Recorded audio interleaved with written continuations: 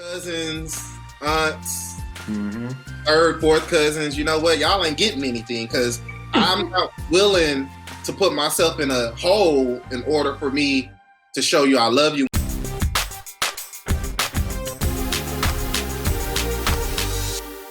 What's going on, guys? Welcome to another edition of the Dads on Purpose podcast. I'm your host, Josh Ashford. As always, got the big homie, Kev. How you doing, man? What's up, baby? How y'all doing today?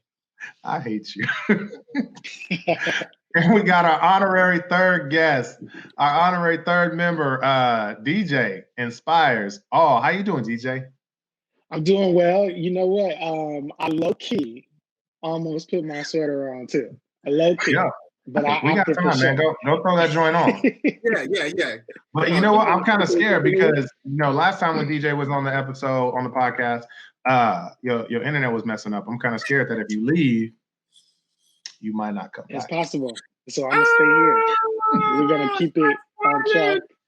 I'm going to leave it alone. Oh, man. I just want y'all to know how much I appreciate you guys, man, because, y'all, we rock with the podcast. We do the podcast. We on episode 5. Soon enough we're gonna be on episode 50. But y'all were there from the beginning, man, and we gonna make this thing shake. But anyways, Kev, you want to talk about something, man. So last week we had Chris Respis on, and we were talking about kind of the family dynamic for the holidays. Where do you go, who goes where, and things like that. But I think you brought up a good point. I think we hit on it a little bit last week, but not like a lot because we didn't have enough time, is that the financial burden of the holidays. Because let's be real, these holidays ain't cheap, right? We as dads, excuse me, we tend to have I'm not trying to make no moms mad out there. And Kev, I know your mom watched this and I don't want her to be mad at me. But we, as dads, we tend to be not as fast to go out and buy the gifts and things like that. I know me, I told all my family and friends, I said, hey, my girls got, they got trading accounts. We want stocks. Yeah. I don't want none of your gifts. I appreciate it. God bless you. I want some stocks. But yeah, let's talk about that, man. I mean, let's talk about the financial burden that can happen with the holidays, because it doesn't always happen, right? Like it doesn't have to, but man, what's it look like in y'all's house? I mean, do y'all have a 1 limit gift, or do y'all have a 3 limit gift, or is it just kind of like, hey, I'm getting whatever I see? Right. I think for us, man, and it goes back to what we were talking about last week, where we were talking about traditions and how you grew up and what your Christmas was like and how your Thanksgiving was like. So for us, we know, like, man, my parents, bro, Christmas was like somebody just came up and threw up and just put presents everywhere, right? You just had them all stacked up around the tree or on the floor, on the couch. But for us and our family, when we had Kendall, I wanted to intentionally not have a huge Christmas. Now, don't get me wrong, y'all. Y'all probably thinking like, oh, are you shortchanging your baby? You ain't giving Kev a penny pincher. Right. And my mama always was like, man, you give your kid either what I've given you or more than what I've given you. And so with that even in mind, one of the things that I changed was I didn't want Christmas to be that thing, like put it on in January, you like put it on your Christmas list. February, put it on your Christmas list. You get it when Christmas comes. And so we intentionally made sure that we consistently bought Kendall something that she liked throughout the year. And then when Christmas came, for us in our house, we said, we're going to buy the 5 big things that she really wants. So we're going to buy the 5 things that she really wants, and then everything else put on a Christmas list. And then that Christmas list gets distributed out to, grandma, grandpa, aunts, aunties, uncles, who, want to purchase something for your kid. And so that's kind of what we kind of came up with, and we didn't tell anybody. We didn't like, hey, this is the plan for our house. We not need y'all to abide by our rules, but more so, we were just like, as a family, what me and my wife felt was best for our house was we didn't want her to wait until Christmas just to have some gifts. And so for us, we tried to, we just say, hey, every day, every month of the year, she'll get something that she wants. But when it comes to Christmas, it's not going to be that, oh, I've been waiting all year for that. Just to be, some of us, we waited all year for that one gift. And you got everything but all that year, one. bro. I remember in middle school, I waited all year for some Iverson. The ones that zip up on the front. Yeah. Bro, nice. and look, I was on B team, not even starting. So, I mean, what I need some $100. Anyways, DJ, what y'all doing on the West Coast, man? Man, I'm listening to y'all and I'm like, yo, y'all sound like y'all had some really good childhood. I'm like, I remember having some Christmases where we lucky if we get one present under that tree, man. Yeah. I don't know if I shared this in the last episode, but I'm a former foster youth, so I remember a little bit what it was like before I went into foster care, and then foster care was kind of its own little thing. But I think for me personally and my family, since I've been with my wife, we're just trying to establish what it even looks like to kind of have like Christmas, right? Like I've had so many different Christmases with different families. I know what my Christmas was like with my family before I went into foster care. And we're just still kind of establishing. I think we kind of maybe go the route of what my wife knows. And it's just like, hey, we hook our son up with gifts and, whatever it is that he wants. But I like what Kevin said, like, we're constantly like, hey, kid, you want this? You're gonna get it, like throughout the year, to the point. I know just recently, just because he getting out of control with, asking for gifts, and like every time we go to the store, Daddy, I want that, I want that, I want that. I'm like, yo, wait till Christmas. Christmas. So recently, come on, man. We've been hitting them with that line just because, like, yo, you getting out of control. Right. We can't give you everything, but it seems he's gonna be the only child, so we gotta manage what that is going to be like. But no, I think for us, we're just, I don't know. I don't know if we have like a tradition. It's just like one year, we're just making sure like we don't want to overdo it, pay, spend too much money. But I don't know. We'll talk about this a little later. I got a huge family, right? Like her family's big, my family's big. So then it's like, who do we give gifts to? So we just, all those conversations come up every year, and we're just trying to figure out, like, okay, how do we manage? How do we not go broke over the holidays? And then make sure that everything is all good post holidays. Man, I don't know if I got gifts for everybody in my family, like I would never have any money. Right. Between me and my wife, I think we have 15 nieces and like 4 nephews. And so that's just between, her brother. She's got 3 brothers and 2 sisters. I got a brother and 2 sisters. So it's like, that's not including our cousins and them and all that stuff. Yeah. But I think what we're talking about here though is, we're more likely just to buy gifts whenever we want them, not necessarily making it a special occasion for Christmas or something like that. That's one of the reasons why I'm so hard to buy gifts for, because people are like, oh, what you want? I'm like, nothing, because if I want something, I'll go buy it. Matter of fact, my wife, she told me, she's gonna get mad at me, but that's fine. We haven't talked about buying gifts, right, at all, because we're buying another house next year. And so we're doing that. And then we also got the clothing brand. And so it's like all our money's going to those things, right? And so we hadn't talked about gifts. So I just expected we weren't buying gifts for each other. And so I was like, oh, okay, yeah, we're not doing gifts this year. She's like, oh, I got you something. I'm like, what you mean? She's like, I got you something. And I was like, So anyways, in the last week, I've like gotten her things, like 1 or 2 things, but I gave them to her already. And I was like, boom, there's your Christmas. She's like, nuh-uh. She's like, I need something on Christmas Day. And I'm like, I can't win. But again, going back to it, man, I really think it's like, we don't wait to get, you know what I mean? Like, I'm not going to wait. Like, if I want to get you something, I'm going to get you something. And I don't need a special holiday. So why do y'all think it's so much pressure, though, besides, obviously, commercials and society and things like that? Why is it so hard for us to really not make Christmas this materialistic thing, especially in our community? You feel me? I think, oh man, for me, there's two parts. The first part is number one, how we grow up, right? We grow up inundated with Christmas, Christmas, Christmas, Christmas, Christmas. Like, kids, I remember looking for the break just to be off, not necessarily for Christmas. Just be chilling, ride my bike around, man. You know what I mean?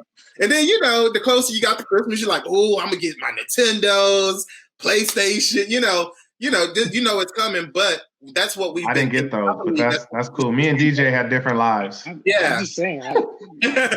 but even I don't know, DJ. Like, even just looking at your other friends and looking at people around you, and even when you go to the stores, like, that's just what you go to church for an hour, and then after that, it's all about opening gifts and having fun. And I think that's the issue. And number two, just our tradition and what we grew up and what we see. And then number two, the help that we get for Christmas. What do I mean? If somebody's in need during the Christmas time, we're more likely to go buy toys and clothes than to fund a program. Does it make sense? We're like the Angel Trees. I did one year, and they had PlayStation, and I was like, man, I ain't even got no PlayStation. Like, and somebody and no shade, no shade at all. But somebody on the Angel Tree wanted a PlayStation, bro. Yes, like sometimes, but and I get it. It's in their heart. It's something that they desire to have. But at the end of the day, instead of giving real help, we're giving we're feeding into the materialistic aspect of it. Then saying, hey, man, if you're homeless, then what are you gonna be doing with a TV and a PlayStation? And I love that joint up in at the Raising Cane's. And I'm not saying, don't get me wrong, y'all. Don't listen, world, people. Please don't hate Kev. Please don't hate for you, Kev. Hey, take my Instagram off. No, I was just messing, but don't hate me. It's just one of those things that I think that's the second thing. Is like when Christmas comes around, we even feed more into the, hey, you need to have themes for Christmas more so than the safety, the nurturing, the family, the hope, the caring and the giving that goes within that. So I think it's twofold. I think it's kind of the way we grew up and also what communities do to show that Christmas is a celebrated holiday. That's it. Mic drop. I don't think I need to add anything to mic drop. DJ, no, I'm curious though, man. I want to know more about, because I didn't know you grew up in the foster system. I'm really curious about what that looks like and kind of how has that shaped, your beliefs or what you're doing these days with your own kids. I would imagine that you want to give your kids more than with everything you didn't have, but was there some good in you know what I mean? In growing up without? Yes. So the crazy thing is, I am one of the rare, I wouldn't call it rare, but usually when you hear about foster care, it's like not good. And I was thankfully in a situation where they call kinship. So I was kind of still with family members pretty much throughout my time in foster care. So I still had, case managers going to courts, I call it the double dutch of, is my mom gonna get me back? Is she not gonna be able to get me back? And so for me, like Christmas and different things, getting presents and different things kind of was much better for me when I got into foster care. Prior to that, it was like there was some Christmases where we would get things. There was, like I said, I remember the Christmas before we went into foster care. That Christmas was like, you got one present under the tree and that was pretty much it. And us in the time, in the moment, that was everything. Like, oh, great. That's that one thing that we have to look forward to. But I think more than anything, it's the feels behind Christmas, right? Like being around family, the food that is usually attached to a Christmas day. You're going to eat good, especially in our community. And I think people just love that feeling that you don't necessarily get throughout the year. It usually only comes on a Thanksgiving. That feeling usually only comes on Easter, like those big holidays where we're together as a family, where we're just kind of enjoying each other's times. And I think the material part about it, the gifts is exciting and fun, but I think the feeling of It's Christmas Day. Like, you want to, I know recently, I don't know, I just been like into Christmas movies. Like I've been wanting to watch different Christmas movies and listen to Christmas music in the car. Like that usually wasn't a thing for me, but like, I don't know, this year I just feel it. Maybe it's 2020 and how crazy it's been. And I just want to feel something good, but I think it's just being able to have that feel good is what I think a lot of people attach themselves to when it comes to Christmas. That's dope. That's dope. Definitely dope. And I want to circle back around. Well, how about you, DJ? Like, because your babies are how old again? You use plural. You trying to? Yeah, I was about to say, DJ got one. Life? I got one kiddo. And how old is he? Though. So you've had 3 Christmases. And Josh, your babies are what? Yeah. 2 and 5 months. Yeah. So you've been that sound right. So you've been through 2.5 Christmases. So after let me ask you what that sounds like? That sounds exactly like a parent of a 2 and a 5 month old. That's what that sounds like. Right.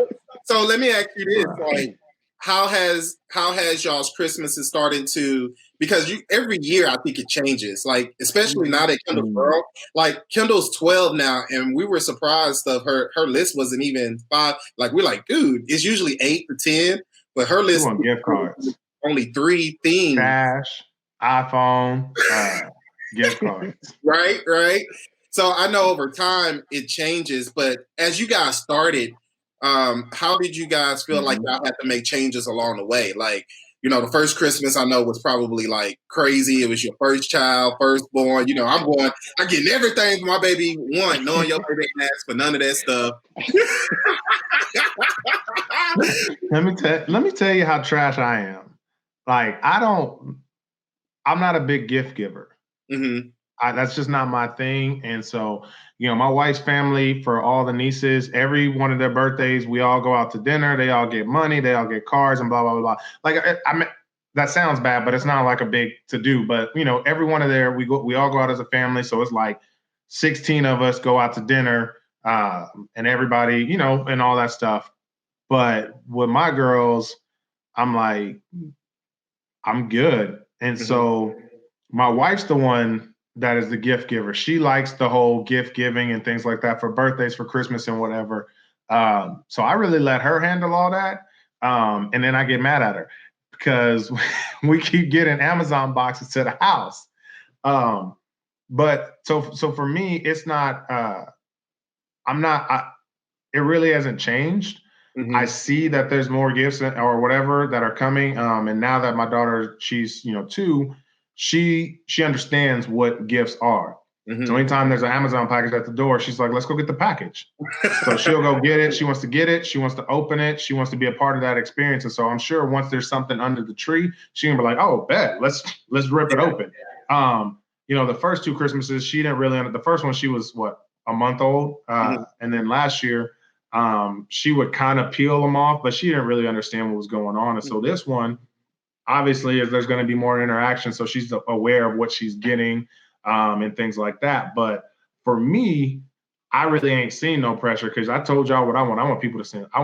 We can buy them some stocks. Like, let's run it. Yeah. That's just me. Yeah, no, that's good. Same thing with Kai. Like, he was 6 months, I think, or so on his first Christmas. So you didn't understand deer in the headlights. He, for the first year, kind of the same idea. He can maybe rip it a little bit, but we weren't sure if he was able to. And last year was kind of the first one. He was like super into it, really, tearing up stuff and getting used to it. So this year he's like, like I said, every time he sees it, I want that, I want this. I want that. He's been asking for specifically a blue, either a green or a blue dump truck or garbage truck, and he wants a police car that he can actually drive in. So I'm like, all right, kid. And we're like, well, what? I'm like, what? Get him, like, bro. Kids think we are like just made of money. Like, Dad gets to buy whatever he wants, so he can buy me a Ferrari. You want a police car you can drive, son. I get that power wheel. Gotta get the power wheel with the working That's what light. I'm saying. He already got a power wheel. I'm looking at it right now. So he got a little Porsche over there. Look, matter of fact, so my wife, we got my daughter like one of those balance bikes with no pedals or whatever. Yeah. But I'm looking right here. I see 3 bikes right beside me. I see a training wheel. I see a unicorn that she can ride that her aunt got her that I told her not to. And then she got a scooting bike that. so now we got 4 bikes. Yeah, we got 4 bikes. Yeah, and that's really one of the reasons why we came up with the list is because we knew like everybody wants to buy them something. They want to buy them what they want to buy them, but we also was like, man, let's come up with a good list of things that you want, that you've been wanting. That like you, bro, DJ, you're gonna have times where you're like, nah, bro, not today. But you know, and that's okay. Like, and I think that's the part of managing of us teaching them managing money, right? Because when Kendall started getting old enough to start pointing stuff out that she wanted, I'll stop and be like, all right, you know, how much money you got? You know, you want to get there. You got McDonald's money. like, you know, like, dude, what are you going to do? How are you going to afford this? And, you know, and I think that's one of the things that we implement. That's why we started implementing the Christmas list so that people would know exactly what to buy her. And then I like yours, Josh, too. Like, and when I say invest in the kid, I'm even thinking of beyond investments. Like, dance costs $300 and something. You know, dance costumes are like $150 a piece. Don't get me started, because look, I touched on it last week. Don't get me started, because we starting dance class in January. Yeah, bro. Like, and then that's not including a dance costume for the one dance. That's dance costumes for each dance that and see, Kendall was a dancer, so these are the things that, you know, I think that we could change our mindset around and change our family's mindset around and be like, yo, if you're going to invest in my kid, like invest in these other things that they're wanting to do. You know, we're just looking at theater classes for spring. That's another $500. Like, you know, so I think it's expensive because he called it theater, not theater. Kev ain't going to classes on the south side. Definitely not. Them classes on the east side, bro. Right. Now we got a list. Kev had expensive Christmases where he can ask for anything he wanted. He's got his kids in theater. You just checking all the lists right now. But I think that goes. I think it goes back to, you know, how we want in Christmas to look for our families. And I think that goes back to our conversations we had last week. It's just like, what does that look like? What does that look like for our families? What does that look like for our kids? And one of the things we said earlier was like, man, going for broke during Christmas. And I was like, nah, cousins, aunts, third, fourth cousins, you know what? Y'all ain't getting anything because I'm not willing to put myself in a hole in order for me to show you I love you. When I show you I love you, I showed up to the Christmas party. Like, you know, I'm cleaning up, you know, I'm bringing food or, you know, or just my presence. And so I think that mentality has to be adjusted, because I think even when we talk about transition, when you transition from a teenager to a young adult, you ain't got money and you still trying to buy your friends and and you're still having to go into your parents' pocket just to do that. And now you're carrying on that. And I think we shouldn't go for broke for Christmas. Like, not at all. Like, if all I can do is for my family, then that's all I'm gonna do, you know. DJ losing his gear, bro. Yo, but here's the thing, Kev, man. I think it's a deeper conversation that we gotta have, bro. Because you're talking about going broke for your kids and things like that. I think it has to do with a lot with delayed gratification, because you got two different schools of thought. You got some of the people that's like, well, I'm not going to get nothing they're not going to get nothing else all year long, so they're going to get everything right now. And then you have other people that's just like, you know what, I get them things all year round, so we can do it less at this time. You feel me? Mm-hmm. And I really think it's those two schools of thoughts, man. It's just like I think that's a deeper conversation about wealth in general. And I don't even want to say the haves or the have-nots, but that's kind of what it is. It's like there's some people, it's just like, well, I ain't never going to have nothing else, so I'm going to spend it all right now. Mm-hmm. And you know what I mean? It's not, maybe am I wrong? No, I as you're talking, I'm thinking about like those years where I did that, right? Like we went for broke, like I'm gonna give this people this and this and that. And I remember, especially in certain jobs that I've had, like sometimes you wouldn't be working during that Christmas break. That check wouldn't be coming in during Christmas break. And so you get to like January past the new year and you like, yo, when is this next check coming? Because I'm hurting because of this investment and putting this money into buying these gifts, like Kevin said, like just to show you that I love you. Like when I could show you that in many other different ways that are not material. And then it's a mindset shift that has to happen, like putting money aside or budgeting, right? Like we've over the last 2 years been really intentional about budgeting. So it's putting, like this is the amount that we're gonna spend on this, or luckily I have finances coming in through my business. So now I can be like, all right, this is extra money we have. We can, give to the family. Well, first of all, I'm rocking your. You ain't got no. Hey, I just want y'all to know we've done very well Exactly. for our brand. I have not taken a single dollar. I have reinvested 100% everything that we But anyways, that's another conversation. No, you're right. And that's a good I don't even know what my percentage is, but a lot of my money that I do bring in gets reinvested back into the business and buy merch or whatever it might be. So that's episode 10, maybe. That's look. But yeah, just I'm about to say mindset. That's a different mindset episode. shift. I think this whole conversation is a mindset shift in terms of like how do we move ourselves away from what we've known, move ourselves away from what is familiar and what is comfortable in our family circles, and being the anomaly that could potentially change the trajectory of where our families are going to go, away from this model, this line of thinking that typically keeps our people down, especially during these tough times. Where you're like trying to stunt and give as many gifts as possible. I didn't touch on it. Kevin mentioned it earlier. Like, was I the parent because I didn't have much growing up?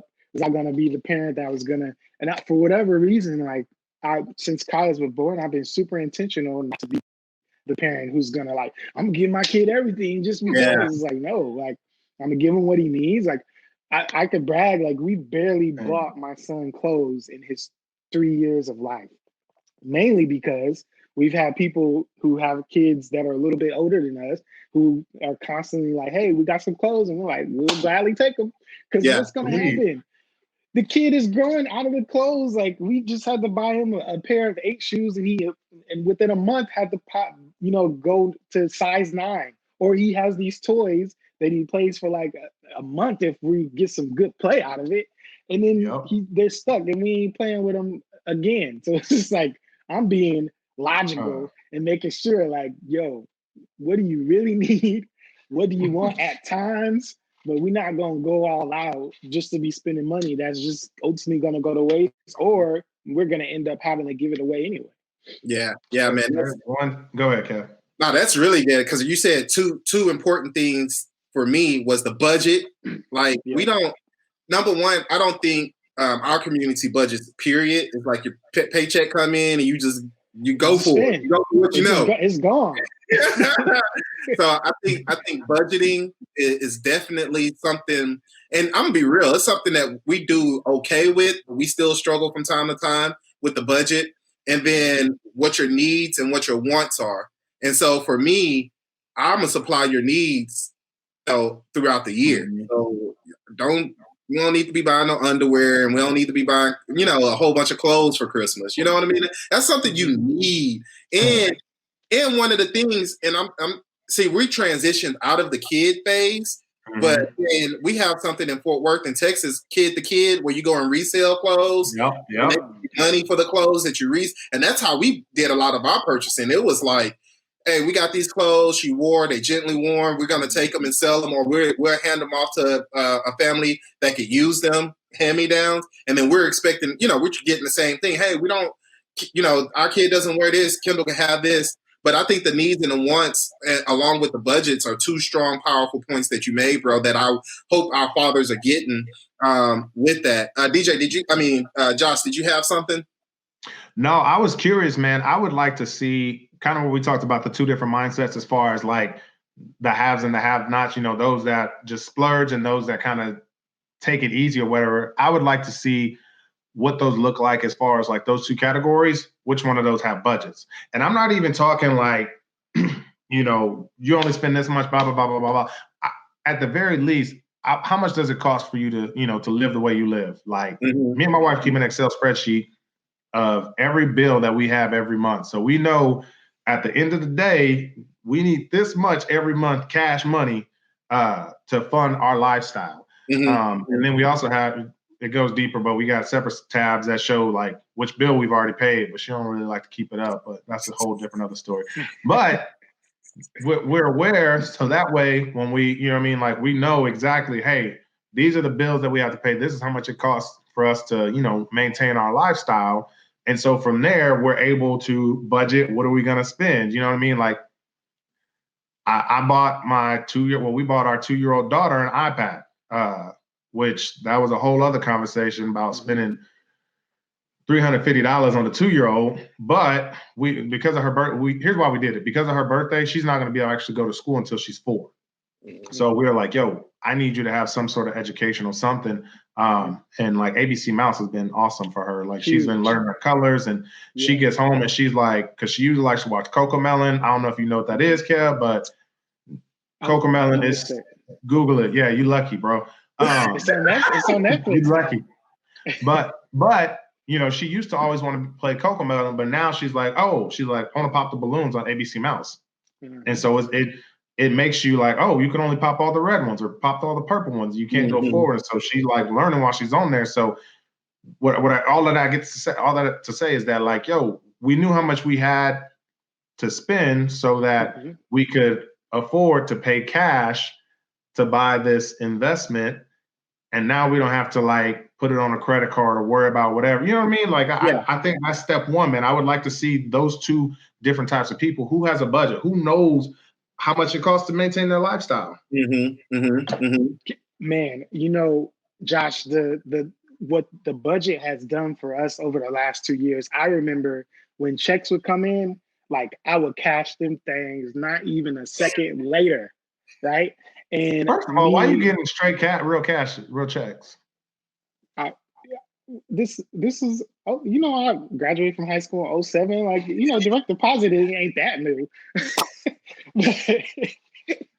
But even when the direct deposit hit, like you're like, oh, my money is there, right? Yeah. Like with the budget though, because we have been budgeting over the last 2 years, all money coming in is accounted for.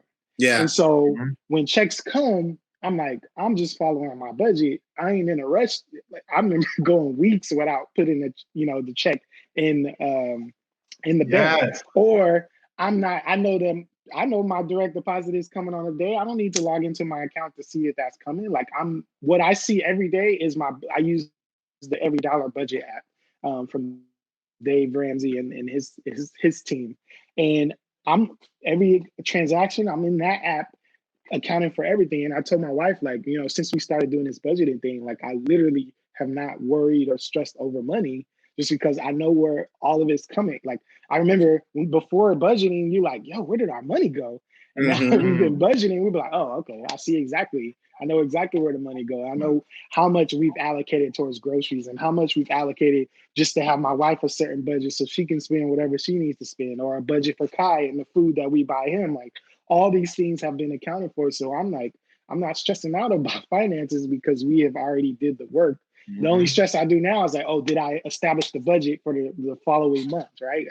We get towards the end of the month, I'm like, oh crap, I need to sit down. It's so freeing. Plan it out. It's so freeing to not have to worry. Well, not even worry, but not have to be like, man, I need my next check to make sure we pay these bills. Yeah. Or to have money left over at the end of the month, like, you know what I mean? I remember it. It was probably like 7 years ago. I remember this day.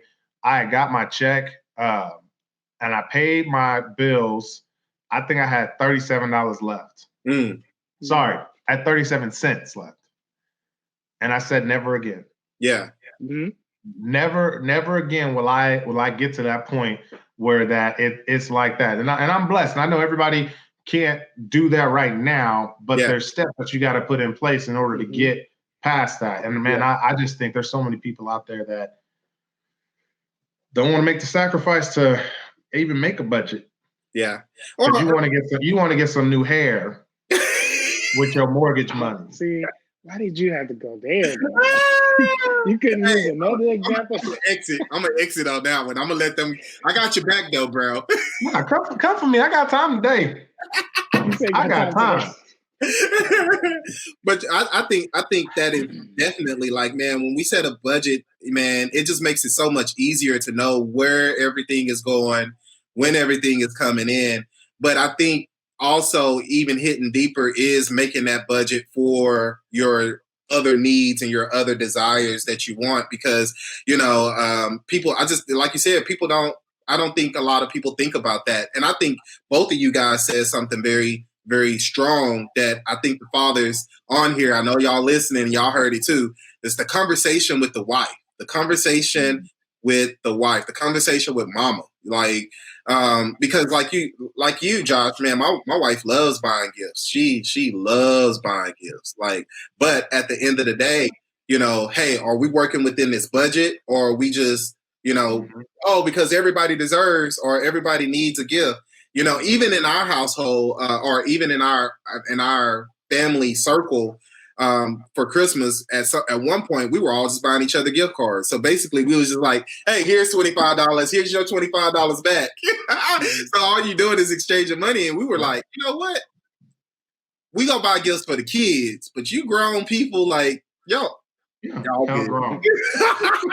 Y'all grown. Or you could do where y'all like, okay, put all the family in a hat and draw names like a month or so, prior, and just do like a elephant exchange or a gift exchange or something where one family member is just giving one family member a gift, something like that, where you don't have the pressure of like, oh, I got to give auntie and them and uncle and them and everybody. Just y'all collectively come, who all wants a gift, put them all in a hat, and then say, hey, you're getting a gift for so-and-so, you're getting a gift for so. It's so much easier that way. Exactly. And you got that one cousin that forget to get the gift, or anyway, you know what?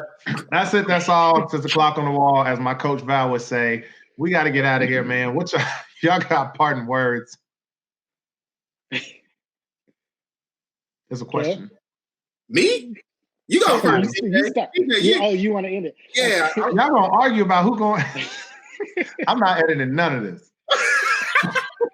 As you shouldn't. Look, I think more than anything, you want to be able to, if you don't, start to look into what a budget will look like for you and your family. And as Josh mentioned, what budgets has done for us is just giving us a peace of mind. And one of the things that I talk about often in my parenting groups and different things, like, I'm all about how do we make our lives simple? How do we alleviate stress and issues in our lives? And I think having a budget financially is one of those things that can really relieve stress. Like, I'm telling you, over this last year and 2 years, really, I have stressed less about finances more in these last 2 years than I have in my entire life. And it's just freed me up to do other things in life. I don't know, be a good dad or be a better husband or career-wise, whatever it might be. Like, that's just something simple, I think, if you haven't already, dads can implement right away. DJ, what's that number that parents can reach you at? Yes, my parent text community. So I think people kind of get confused about that. So you're not going to get a group text from all these different parents in the community. The text community is a community of parents, but they just text exchange back and forth from me. So I'll send a group text out to everybody that'll look like me just texting you. But the number is 562-262-5113. Again, that's 562-262-5113. And it's just inspiration.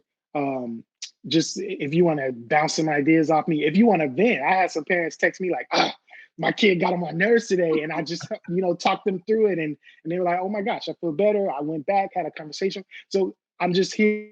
That's I'm here of service, and it's my pleasure to help parents out. So text me, hit me up.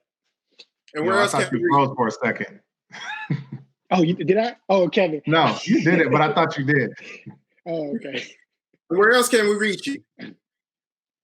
Obviously, my IG at the bottom, DJ Inspires All. And of course, my website, djinspires.com.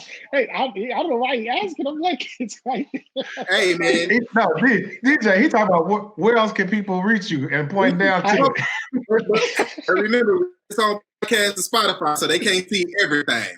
That's true. Very true. You know what? Good point. I apologize. You and your logic. My last words would be, man, definitely, develop some traditions, definitely have some conversations, have a real look into, what does Christmas mean to you? What do you want Christmas to mean to your family? Yeah. What are some tough conversations you need to have with your wife? To you, not what your family wants it to mean, right? Yeah. Yes, exactly. You come in on his time. Sorry. I was feeling it. I was feeling that point. I wanted to add. But no, you're right. You're right. What does it mean to you? Like, not what does your mom have established or your parents have established for you for Christmas, or what other people do for Christmas, but what will your Christmas experience be for yourself and for your family? And then how not to overstretch yourselves. Honestly, I tell my teen fathers, man, until your kid turns 5 and starts saying, I want this, that, you could really get away with having a very simple, easy, less stressful Christmas if you really just think about what are some needs or what are some wants, and then kind of what can we do in this time of the year, and not go for broke. Don't go for broke.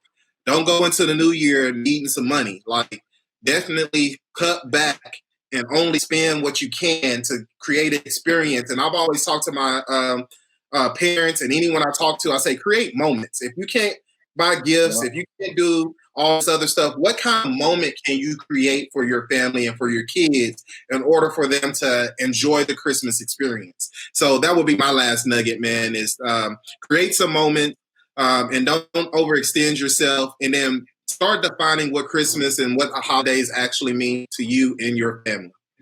Man, that's dope. Y'all got some good words, man. My parting word would just be, man, if you don't really want to overextend yourself, do what my sister-in-law does. They do 3 gifts at Christmas. They do something you want, something you need, and then something that I want you to have.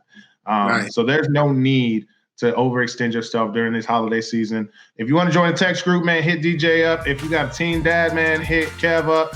And if you want to buy some fatherhood merch, man, hit me up. Until then, next week, we'll see y'all. Take care.